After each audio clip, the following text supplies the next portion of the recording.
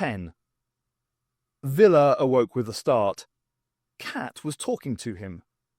He thought about that for a moment. The machine's behaviour seemed to be getting more and more odd each day. He shook his head in an attempt to clear it. Cat was still speaking. Villa decided to listen. The machine was chattering about directions. That seemed odd too. Villa took a leap into the unknown and opened his eyes. It didn't take long, at least not very long, to realise that something was wrong. Lights were flashing on Blake's console that should never have been flashing unless they were in low orbit about to land. But they weren't. They were in high orbit. Villa checked the data on the screens in front of him and swallowed hard. They were about to land.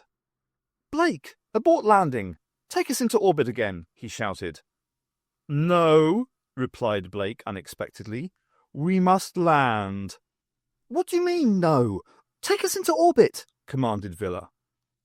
"Avon is building a machine that will destroy this ship and trick you," said Blake. "We must go to the Gamorreans for help." For once, Villa acted with a certain degree of efficiency. He pressed the ship's intercom and called Corell and Avon to the main control room. Then he turned to Cat. "Can you override Blake?" he asked. "Sir, I can, and indeed, sir, I shall be delighted to have the opportunity," said Cat. "But I regret, sir, that I cannot fly the ship. That is why, sir, I sought to wake you." Corell and Avon emerged into the control room at full speed. "Corell, take the controls," Villa shouted. "Cat, take over from Blake." The surprise on Corell's face at being given firm orders from Villa barely had time to register before there was a sharp jolt as Cat relieved Blake of its responsibilities. Carefully, she eased the ship back through the atmosphere. As she did so, Blake began transmitting sounds of a type they could all remember. "Cat, block out the sound," called Avon with his hands firmly planted on ears. Within an instant, Blake was silent, and the ship continued its climb. "When you get up there, head into deep space. Reference 993781. No orbit. Just keep going." For a while there was no conversation. Blake had relinquished all controls of the ship, including life support. Cat worked overtime reinstituting fail-safe procedures that the master computer had disengaged. All airlocks were sealed and much of Revenge depressurized, but the ship was maintained in working order. Avon made adjustments to bring Blake back to life in basic controls, whilst keeping higher functions offline. As the crisis lessened, Avon turned on Villa. "And what the hell were you up to during all that?" he shouted. Villa was taken aback. He felt he needed praise, not criticism, for rescuing the ship, and feigned ignorance of any guilt. Avon spoke rapidly and quietly. "Villa, you were left on watch 2.5 hours ago. Then suddenly Corell and I are called in to find the ship about to land, and the only apparent solution to the crisis being to shut down the master computer. I would have thought that even you would recognize the need for some sort of explanation." Villa admitted guilt only in terms of a brief snooze.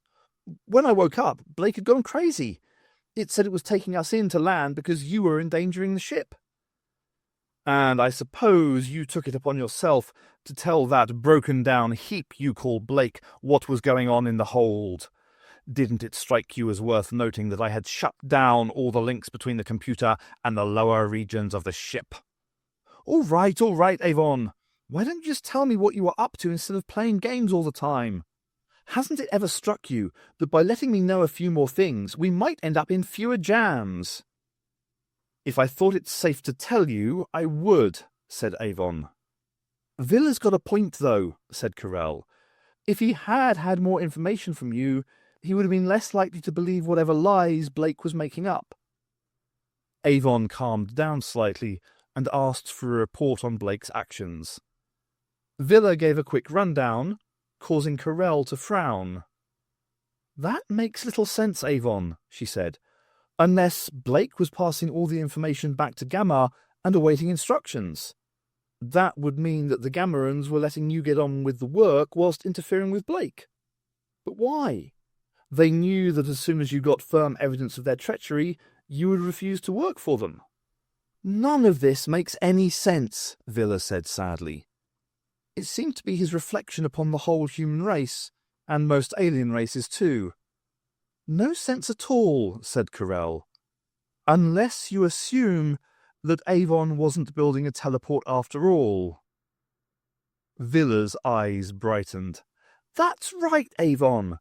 Blake said that it would take 7 years to build a teleport. I can't see you happily working on your own for 7 years. Well now, you've both worked it out so well this far. Are you going to tell me what I was doing? There was no smile on Avon's face. He was tiring of the game, but still unwilling to disclose any more bits of information. It could have something to do with Terminal. Avon was, for once, impressed. He turned to Villa in complete surprise. I checked out the list of places we were heading for before the Gammarans got in the way. The only one that I recognized was Terminal. But why you want to go there is beyond me. Is anyone going to let me in on the secret? Asked Carell. Villa gave a rapid explanation. Avis took us there on one of his previous wild goose chases. It was while we were on Liberator, and he wouldn't tell us what he was up to then either, just kept taking the ship towards the planet, even to the extent of flying straight through a cloud of space liquid which totally destroyed the ship. He thought he was chasing Rog Blake, but it was just a trap by Servalan. She caught us, the ship was destroyed, and it was only a brilliant move at the last moment by me that saved Aurak. So, is it Terminal again? Yes. What was the reason that you went there last time? To find Blake, as Villa said. But that never made sense, said Villa. The chances of Blake really being there and sending the messages about having found some vast store of wealth was so unlikely it couldn't be true. And it doesn't make sense for the man who always claims to be so logical and clear in his actions. So my guess, said Carell, is that yet again it has something to do with mind.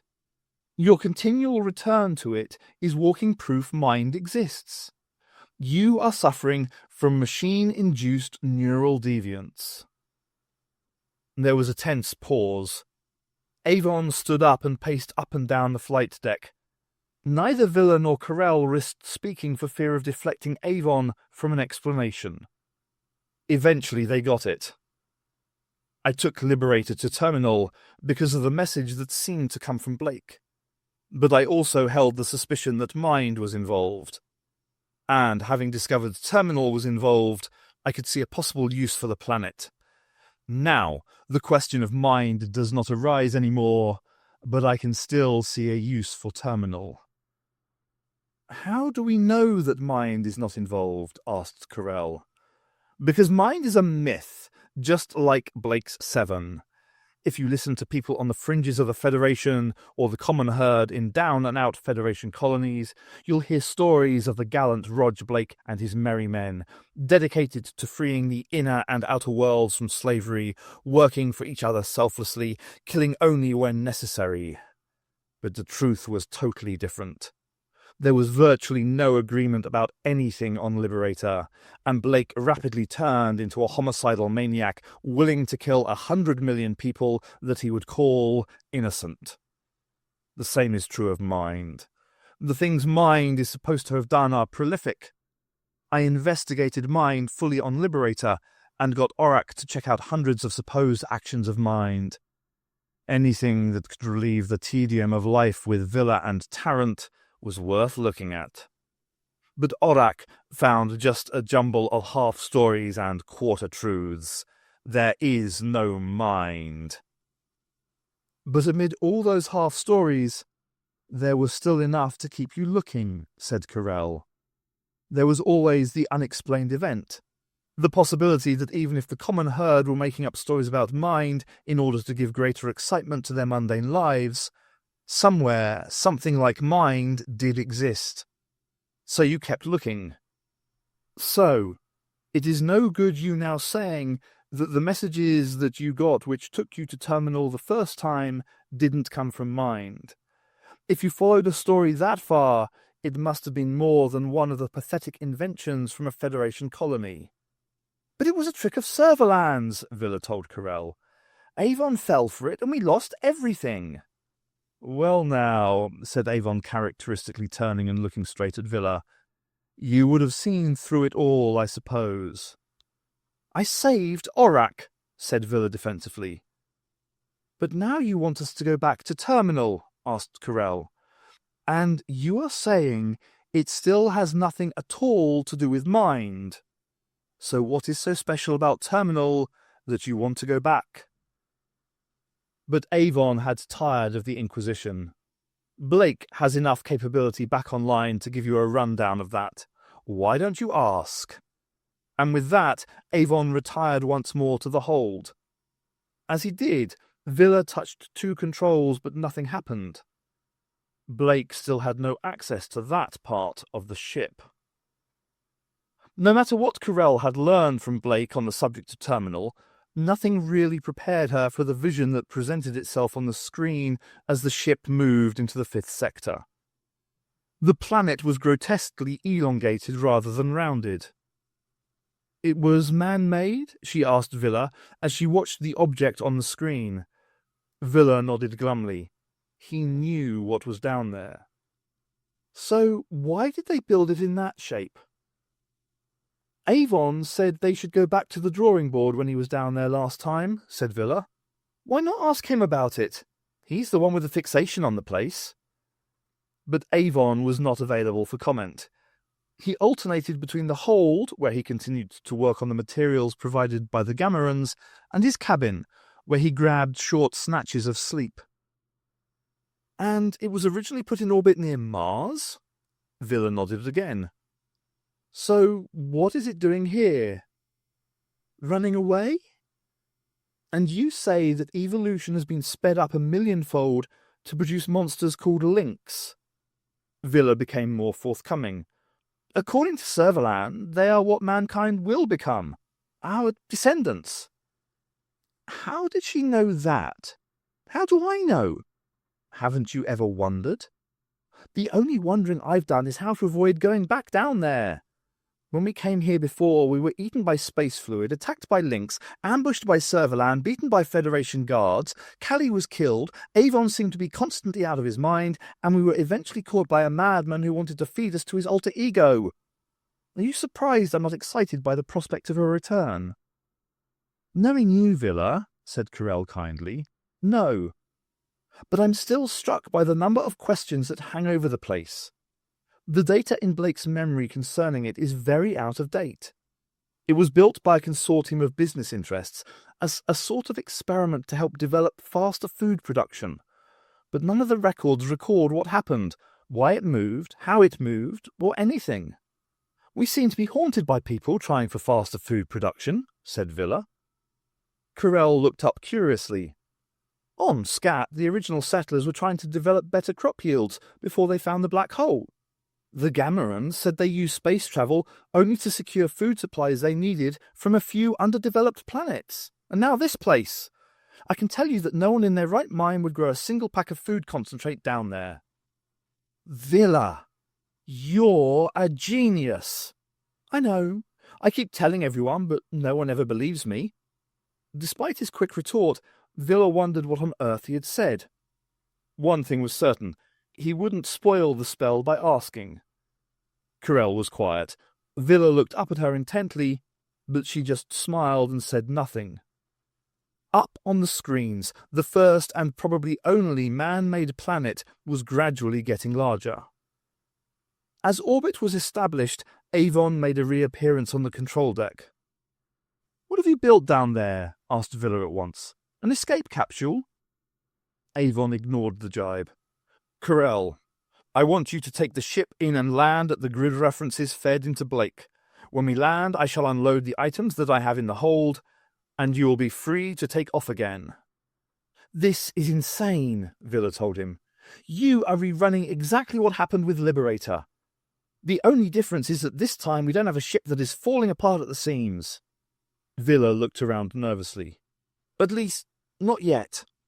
"So, you will be able to take off again." "But what keeps bringing you back here? And what keeps you insisting that you always do it alone?" "Does it matter?" asked Avon. He had the air of a man too tired to bother with debate. "Yes, it does. Last time we had to drag you out of the mess you created by deciding to go wandering about on that ice ball down there." "Did you say ice?" Carell asked. "Well, not exactly ice, but it was windy and cold," Villa acknowledged. "There's no ice down there now, no wind and no cold. The planet is hot, in some places very hot. Its orbit must have changed dramatically." "What does that matter?" said Villa frantically. He turned back to Avon. "If you had told us what was going on, we might have been able to save you without losing Callie." "Then you should have left me and done what I told you. Then Callie would still be alive." Villa was struck by a sudden thought. "You're not going back because you think Callie is alive. We didn't find the body, but she couldn't still be there. Not after all this time." "If I find the grave, I'll lay a wreath from you." "Were you close to Callie?" asked Carell. Avon spoke rapidly. Callie was a good fighter, intelligent and moderately unemotional. Those are qualities that can be admired. Inasmuch as I admired such qualities, I was close to her. But what I am going to do has nothing to do with Callie's death. She is dead, Villa, and reminding me of the fact is a waste of everyone's time. Now, will you put us down on the planet Carell, or do I have to do it myself?" "I think the safety of the ship, if nothing else, demands that I do it," she replied, and the descent began. Even Villa had to admit the planet had changed dramatically since he was last there. According to Avon, they had landed close to the spot where they teleported on their last mission. The cold, biting wind was gone, and there was no sign of any of the creatures they had met before. The foliage had also disappeared. Instead, they now found themselves on a sandy soil. In the distance there was water, a huge lake, possibly even a sea. The sun shone down warm, but, at least at this latitude, not unbearably hot. The ground retained the uneven quality Villa had found before, but even that seemed to have modified and evened out. Avon took care of his own unloading. The equipment that Villa had last seen sprinkled around the hold was now packed into 2 crates. Whether it was still in parts or now unified into one working machine couldn't be seen. Villa once more tried to persuade Avon to explain, but met with no success. As Avon continued preparing for his departure, Villa walked disconsolately back to the control room. Finding himself alone, he asked the computer for an analysis of the situation. "Avon is unloading silicon-based equipment onto the planet's surface," said Blake. "I know that, you useless piece of junk," Villa retorted. "What I want to know is, why is he doing it? What is his plan?" "I cannot answer that question, owing to the disconnection of certain functional levels of my operating system," said Blake. Villa was stunned. He had been under the impression that the ship's computer was now restored to normal, with the single exception of viewing facilities to the hold. Villa ran through the ship, out of the airlock and onto the planet's surface, and immediately confronted Avon with his discovery. "The ship's computers will operate perfectly adequately for the purposes of controlling the ship," replied Avon stiffly. Villa turned to Carell standing close by. "Is he still sticking to the plan to go off into the sunset and leave us?" he asked. "There has been slight progress," Carell replied. "I have agreed to stay with the ship on the ground for 5 hours. Avon will come back within that time. If he doesn't, we can do whatever we please." 5 hours, said Avon, and with that he marched away from the Revenge in the direction of the water, pulling the 2 crates behind him on an improvised sledge. "Good luck!" shouted Villa, and then in a lower voice, "Whatever it is you're up to." Slowly the pair made their way back to the ship. "Do you know what he's doing?" asked Villa. "Not exactly.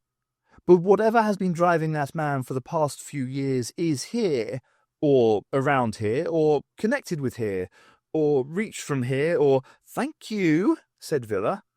"But if it's that vague, I'd rather not know." Carell laughed. She wanted to explain, if for no other reason than to hear out her own theories. "It's not so bad, Villa.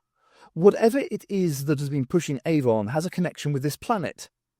Now, it may not be that terminal is the answer, but if it isn't, it must be a means to the answer. Just think about all the inexplicable things about this planet. Its shape, its origins, its location, its change of climate. All that means something to Avon." "It doesn't mean much to me." "No, but it will do soon." "You really think Avon will come back?" "It doesn't matter. I made the ship's water supply radioactive 2 days ago. We can follow him on the scanner." Villa was appalled. "Radioactive? You'll cripple us." Suddenly Villa felt weak. He sat down heavily.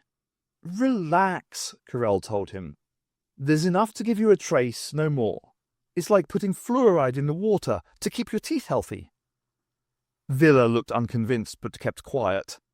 He wondered why he had developed toothache. Carell put the screens on. The landscape as mapped from the air during their descent was put on the screen. A bright red pulse showed Avon walking. After 10 minutes the pulse stopped. "What's he hanging around for?" asked Villa. "Probably nothing," Carell told him. "He could be going underground. Look, the pulse is getting slightly weaker." "Did you go underground before?" "What civilization there was underground. Servalan had her HQ there. We saw a few buildings in the distance, but they looked run down, probably smashed up by the Lynx. I tell you something else. There were major volcanic eruptions going on at the time we left. Servalan had set charges all over the place, and as the underground tunnels began to collapse with the explosions, everything else began to break up too." "I doubt if they were really volcanic," said Carell. "There's nothing at the centre of the planet that could cause that sort of activity." She looked back at the screen. "Avon's definitely underground. Are you sure the tunnels were all blown in?" "We didn't hang around long enough to find out," Villa said. "There were so many explosions it wasn't safe waiting. Even Aurak got dented." The flashing dot on the screen was now progressing, but very slowly indeed. Villa remembered the scene underground as the explosions had started off the collapse. He shuddered and tried to find something to take his mind off the situation. "Avon thinks you're a spy of Servalan," he said. It seemed a fair way of opening up a new conversation. "He's thought that since I first found him. In a sense, he's right. I am." Villa fell off his chair. Carell laughed. "Servalan recruited me to keep an eye on Avon a year ago. It took me months to find him. By the time I had, there had been the shootout at Gouda Prime, and Avon was locked in a cell. I must have arrived just after everyone else left. I didn't see you. I'm very discreet." "So you don't know what happened there any more than Avon does?" "No." "But it is only Avon that Servalan wants. She must know that Avon is the one with the brains. She won't want to worry about me. You could just drop me off on some little backwater planet somewhere and tell Servalan that I ran away. She'd believe that. Or tell her—" Villa stopped, because Carell was still laughing at him. "Servalan recruited me, but I'm not working for her. My job was to follow Avon and eventually find a way of reporting back on what he is up to. But once I've done that, my life won't be worth a credit. She'll have me eliminated, in case I've picked up some of the knowledge that Avon has tucked away in his head about computers, teleports, plasma shields, and everything else he seems to know about." "That's a relief," said Villa, "if I can believe it." "Villa, you can leave any time, any place you like. You can walk out now, or wait for the next planet, or the one after that, or the one after that. But I hope you won't. I rather like you, and you are a very good thief." And she blew Villa a kiss before returning to the screen. Villa collapsed back in his chair, certain, at least for the moment, that never again could he leave Carell's side. Avon, on the other hand, was starting to have doubts about the viability of ever returning to anyone's side. He had planned to make his way through the entry hatch that he had used on his last visit to Terminal, into the underground tunnels, and then work a route around the blocked passageways using the bypass tunnels that would have been built to carry emergency air supplies from the surface and to act as emergency escape routes. But these too now appeared to have been blocked in the explosions that wrecked much of the underground complex. Just as he was thinking he would have to make another overground trek to find the next entry point, he located a small air duct, just large enough for him to crawl down. The grill had already been knocked out, but the iron ladder was still firmly attached to the wall. Carefully, he made his way down into the pitch darkness. After 10 minutes' descent, he found himself standing on a pile of rubble, but with no obvious way out of the duct. For a moment, Avon considered the possibility that so much debris had come down the duct that he was still many feet above the bottom of the shaft. But his boots kicked the unmistakable form of the grill blown out from the top of the shaft. That would obviously have been the first thing to go down. If there had been rubble, it would have come after the grill, and the grill should be buried. Avon was clearly on the bottom. He picked out a tiny nuclear torch from his pocket and shone it around the circular base of the shaft. Halfway round, he found the join he was looking for. At first push, nothing gave. At the second, with a severe creak, it moved back. Avon walked out into a wide passageway, apparently undamaged by Serverland's destructiveness.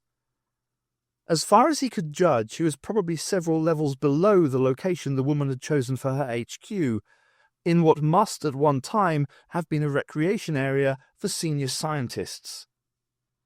It was beginning to seem that his deductions had been right. Serverland had only been interested in Terminal as a suitable out-of-the-way location for trapping Avon and getting hold of Liberator. She had probably never even instructed her troops to search at these lower levels. Carefully, unwilling to believe his own deductions that there was nothing to fear down here, Avon made his way through the tunnels, his torch picking out the accumulated rubbish, plus the odd skeleton representing decades of neglect. His first priority was the establishment that this was indeed the lowest level. He checked the door. The main circuits were of course dead, and it refused to slide open to his touch. But then the emergency fusion battery backups took up the request, and the door slid back. Avon peered into a small storeroom, moved back into the main corridor, and continued his cautious probing through the pitch darkness, penetrated only by the photon beam from his hand-held light pack. On Revenge, Villa was dozing in his chair in the main control room. To his right, Carell continued to watch the screen closely. Neither occupant of the ship was in any way prepared for the explosion that shook the whole ship and threw both of them to the floor. "Take off!" screamed Villa. "Avon's triggered some more explosions. The whole place will fall apart any second now." "We can't leave Avon," Carell shouted back. "Yes, we can," replied Villa, still shouting as loud as possible, despite the fact that the initial sounds of the explosion appeared to have died away. He lowered his voice a little. "We can go into orbit, and then come back when it's safe. Avon's bound to have a communicator. He can call us if he wants." "He's still moving," said Carell. "Not very much, though. As if he's in a confined space." And then she stopped speaking, for it was now clearly possible to hear a low rumbling which appeared to come from the very ground itself. "Take the ship up," pleaded Villa, but Carell would not agree, although she did set the controls in readiness for a rapid blast-off, just in case the ground underneath them gave way. At the same time, she put all the ship's scanners on different screens. One of them immediately caught her eye. She cried to Villa and pointed at it. For a moment, he didn't realize what he was looking at. Then he saw. The sun in the sky was getting smaller. But that was impossible. The ship was on the ground. "It's a supernova," he called. And then, in a calm voice, "Of all the ways to end, our deaths will be seen in the skies of 1,000,000 planets." "Very poetic, Villa," said Carell, "but also very untrue. I didn't know you read poetry." "My mother did," said Villa. "But what is it if it's not the first stage in a star explosion?" "The first stage in a takeoff. The whole planet is on the move. That rumbling must have been the engines, and Avon has found a way of starting them up." "You mean Avon is driving his own planet?" "So it would seem. Look at the screens now." Outside, it was growing dark as the star that had previously given light and warmth to the surface of the planet receded and became just another blue-white dot in the sky. Within minutes, a deep permafrost covered the ground. Carell shone a powerful light towards the sea and saw the deep blues and sparkling whites of half-formed waves now frozen, never to make the shore. It was the only explanation, Carell told Villa. A pointed planet in the wrong place. Evolution sped up 1,000,000-fold. Terminal had been moved, and the power to move it is inside the planet itself. "So, Avon has a planet instead of a spaceship. What are we going to do? And don't say that we should go and find him. It's freezing out there." "Since the planet is flying through space, and the only thing we could do if we took off would also be to fly through space, I guess we just sit and wait and see what he does next. Besides," she added, tapping out commands onto the template in front of her position that linked to Blake, "I'm not sure we can do much else. The navigation controls are locked on a route that takes us out of this sector altogether. We can either fly out or wait. We can't go into orbit, nor can we follow the same course as Terminal at a safe distance behind." Carell considered the implications of this development and frowned. Since she had first met Avon on Gouda Prime, she had found more and more that her predictions knew about Avon were becoming less and less reliable. She knew, beyond doubt, that in the early days Avon had thought a lot about her, and as Villa had reminded her, he had guessed her connections with Servalan. Yet he had made no move to remove her from the ship. With a moment's sudden inspiration, she checked the food stores.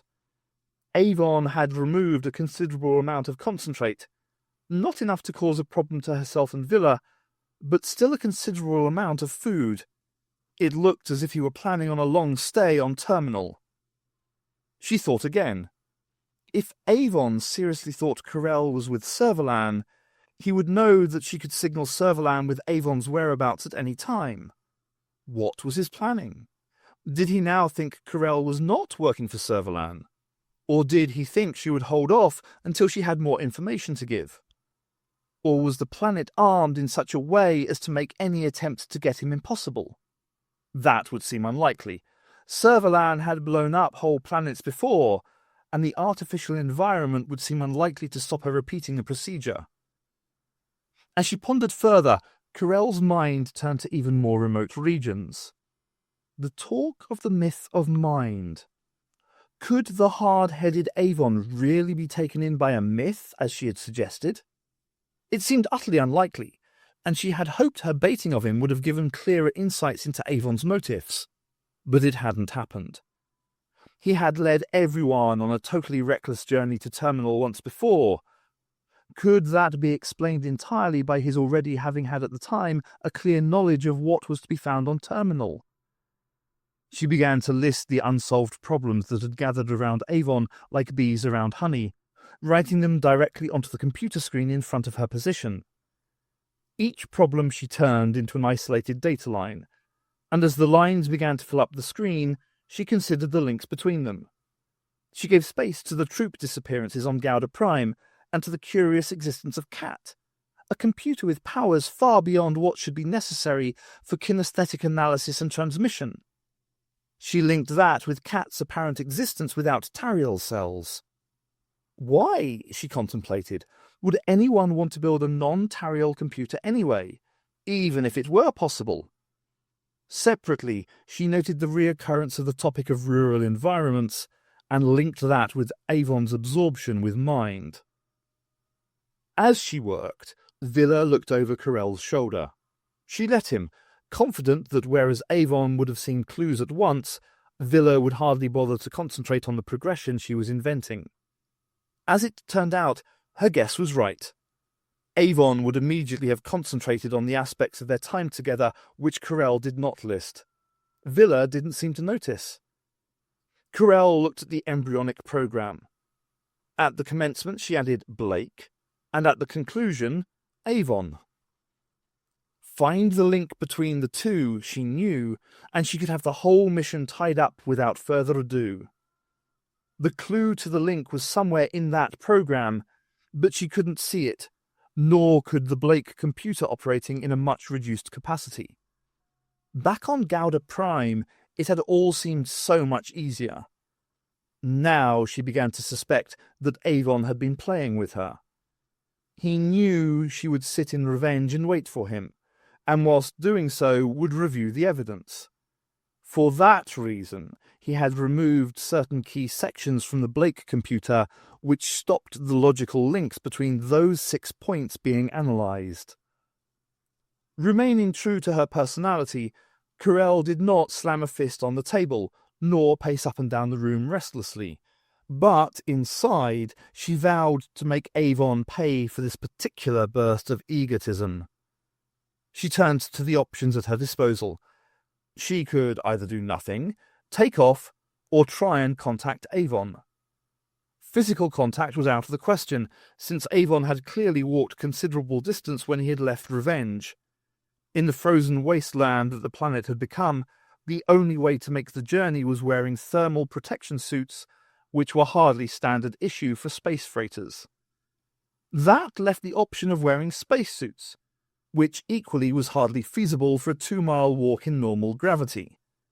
And since she wasn't going to run away, that brought back the single option of contacting Avon without leaving the ship. Carell felt like a child being led along a pre-planned path. She gave Blake a series of commands and expressed no surprise when the computer accepted them. Certain higher-level pathways within the computing complex had been left open. The link to Avon's position will only work under certain conditions.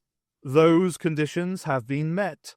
I can put you in touch with Avon, said Blake formally. Wait, called Carell, stopping the computer just in time. What were the conditions? That 5 hours should pass between the takeoff and your requesting contact. That during the time you should not have tried to make contact with any other person. That Avon should not have called in with a code word himself, and that no landings should have been made on terminal.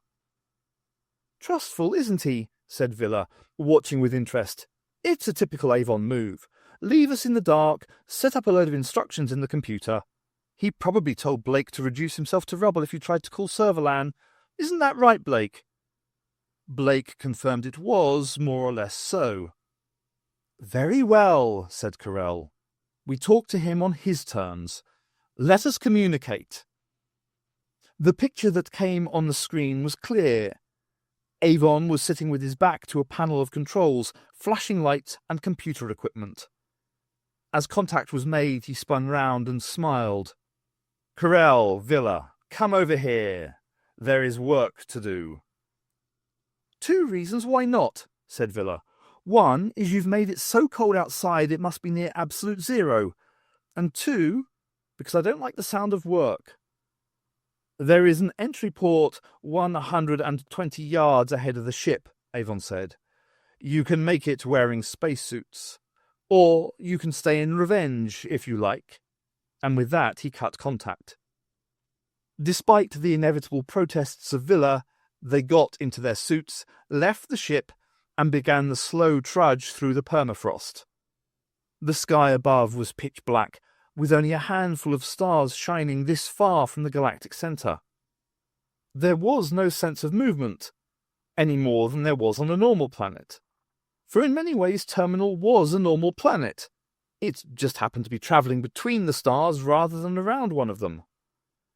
As they walked, Villa complained of the cold, the weight of the suit, the distance to the entry bay, the likelihood of getting lost, and then suddenly he shut up. In the distance there was a moan, turning rapidly into a shriek.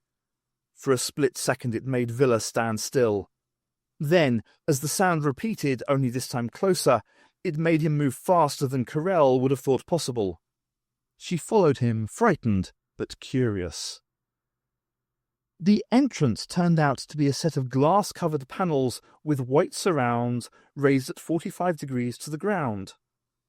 Carell and Villa approached cautiously, but as soon as they were next to the entry bay, one of the panels swung back to reveal not the staircase that Villa expected, but a single chamber with room for two. Villa looked at the enclosed space cautiously. A sudden movement near him made him leap forward. Carell moved equally quickly, and they collided together in the small chamber. The outer door remained wide open, enabling them to make out in the starlight a hideous form. It was perhaps 30 feet tall, with wide wings and a bullet-like head. There appeared to be two massive hind legs, although it was the two much smaller forelegs thrashing about in the air that gained closer attention. These were the ones that would do the damage. One swipe from either would leave the victim torn in two.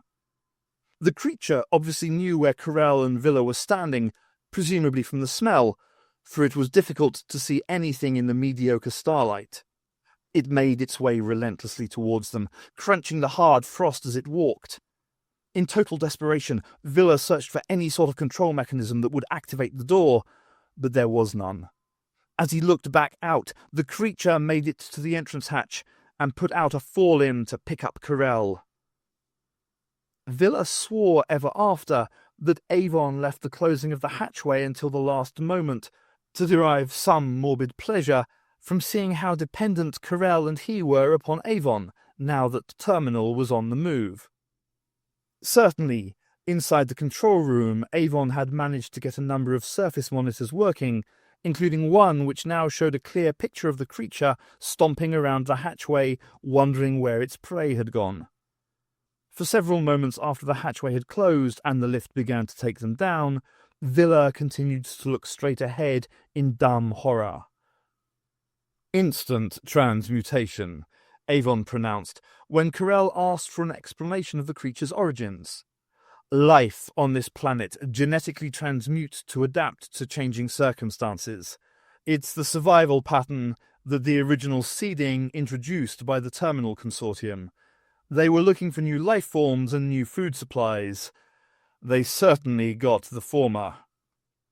Carell noted the comment, or rather lack of it, on the latter.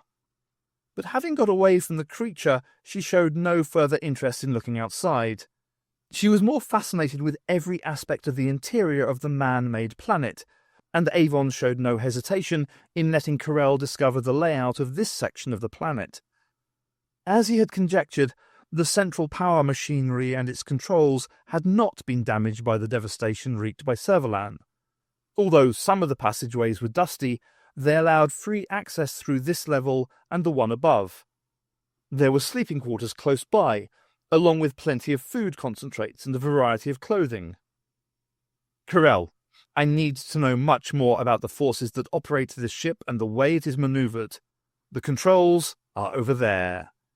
Avon indicated across the room with a wave of one hand. "Villa, I want those compartments open, and also the 5 doors on the right in the corridor outside this room." Asked to work in his own speciality, and still shaking from his experience on the surface, Villa readily agreed, but stopped work almost immediately when he discovered that Carell had refused to join in. "Avon," she said, "I concede that a whole planet could be more comfortable than a spaceship, and is certainly somewhat more spacious. But that in itself is not sufficient reason for coming here, going through the melodramatics, and getting Terminal on the move. Before I start work which will result in my giving you the secrets of this planet, I want to know why I'm giving them to you and what I am getting out of it." Avon did not trouble to argue. "I am going to finish the work I set out to do 5 years ago, and this time there will be no error. The Federation is used to thinking about me in relation to Blake and all his political activities, and forgotten my real interest in life. And with the way I have it planned, they won't even know what I have done. I am going to break the banking cartel, totally, finally, and utterly, by removing from the system 10,000 million credits." Villa's attempts to make space travel more bearable were continuing to bear fruit, and in a way that he could never have dreamed possible. Not one single second of his time on terminal seemed to weigh on Villa's hands. There were an infinite number of doors to open: cupboards, safes, bedrooms, food stores, drinks cabinets, computer access panels. They had all been locked before the last occupants of this level had left. And whatever the reason for their departure, they had certainly not left in a hurry. Everything was put away in its place, waiting to be reclaimed at some future unspecified date. Sometimes Villa found electronic components that had Avon almost overwhelmed enough to thank him. Sometimes he opened up bypass channels that freed databanks, which kept Carell awake for 24 hours at a stretch checking through them. And sometimes he found stores of relaxants that had himself and Cat in ecstasy for hours on end. The underground locations went on forever, and as time passed, Villa seriously began to wonder if it was possible to walk around the whole planet on the inside. If that was so, he calculated, with the help of Cat during one of their more sober moments, then it would, at their present rate of progress, take them 327 years to make their way round the world once, and they would still have consumed only about 0.1% of the relaxants and stimulants they came by. Here, at last, he had found his life's work. True, the adoring masses that he had dreamed of were not there to sing his praises, but Carell was always pleasant, and even Avon seemed to have reduced his natural hostility to Villa by 1 or 2 degrees. Indeed, so involved was Villa in the whole activity of moving around the planet that the fact that he had been told little of Avon's grand plan for the 10,000 million credit swindle caused him little concern. But, nudged on by the ever-curious Cat, it did gradually dawn on him that they were approaching Earth, and it might be advantageous to know a little of what to expect. Sensibly, Villa chose a moment to ask when Carell too was present. Avon was surprisingly forthcoming, but did, he noticed, talk more to Carell than Villa. The administration's credit system on Earth was set up with one simple idea of enabling the Federation to expand. All other functions are secondary, and hence dealt with by lower levels of computer operation. The troops out on the frontiers need to be paid, and so do the civilian workers. Also, whenever a new planet is brought into the Federation, the old currency is immediately declared invalid, and Federation credits are brought in, effectively tying the planet to the Federation economic system. They gain complete Federation control, political, military, and economic. The economic dependence by the planets is secured by ensuring that all development comes only through long-term loans at punitive rates of interest. Whenever the planets can't pay, the loans are renegotiated over even longer periods. So when there is a political uprising, the Federation can agree to the planet's independence just as soon as its outstanding debts are paid off. This can't happen, so the control is maintained. Those wanting withdrawal are forced into violent confrontation, and the violence of the Federation is legitimized. It's a standard pattern, which has been practiced as far back as history goes. Villa looked as if he were going to make a comment. Avon cut him off, continuing with his exposition. To reduce corruption at the Federation end, the whole system has long been computerized, not just the handling of the day-to-day banking functions, but also the decisions as to which loans are granted. Avon turned away to the banks of machinery. Terminal computer, he called. Online. came the response. The voice was cold, mechanical, emotionless. It was the sort of computer that Avon could work with. What is the economic situation of planet Arn-12?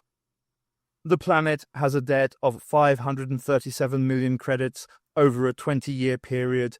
Repayment of the loan is progressing behind schedule. Avon turned back to his companions. There was no triumph in his voice, no sign that his major strategy was drawing to fulfillment. The computer continued. Facilities for the loan were already in existence when we landed, and according to the loan control computer on Arn-12, they still have what they think they have always had, debts of 500 million. But Finance 7, the main banking computer on Earth, registers them as having 507 million. Since the debt will never be recovered, the difference is irrelevant and will not be discovered, particularly since the aim of Finance 7 is to increase planetary debts. When it does that, it is functioning at full efficiency and has no program instructions to cross-check how it got there. Meanwhile, the remaining 7 million is in a credit file logged in an account controlled by Care Avon. Where are the accounts, Avon? On the 731 planets which have computer links with Terminal. Those planets all jointly sponsored the research on Terminal and used the links to retrieve data from the experiment. It seems they didn't trust the research teams that were out here to tell them what was going on. Those links can take us into the heart of the computer systems on each of those planets without anyone ever knowing data is coming through. With 1 billion transactions passing a day, from grain forecasts to starship docking patterns, no one is going to look into one person depositing credits, especially when it helps their banking reserves. Avon, this is brilliant. Villa was overcome. You know, he added on reflection, I particularly like the bit where I don't get shot. There is just one other thing we have to do. Yes, said Villa, more rapidly than he meant. He was so overwhelmed by the scheme, he was ready to take on anything. It is just possible that during a routine cross-check on Finance 7 by the other economic computers, that some of the discrepancies will be discovered. That is no problem in itself, because the computer will just consider itself better off than it thought it was. But if the check reveals that all the discrepancies occurred during the same 2-month spell, that could spell disaster. I need to go to Earth to modify 2 circuits in Finance 7. Villa stared. You are not seriously telling us that you intend to present yourself on Earth to the administration? Hasn't it occurred to you that you could be recognized? Avon did not answer. Carell tried a different track. A teleport system would have helped, she said. She had a nasty feeling that the more Avon explained, the less she understood of what was really going on.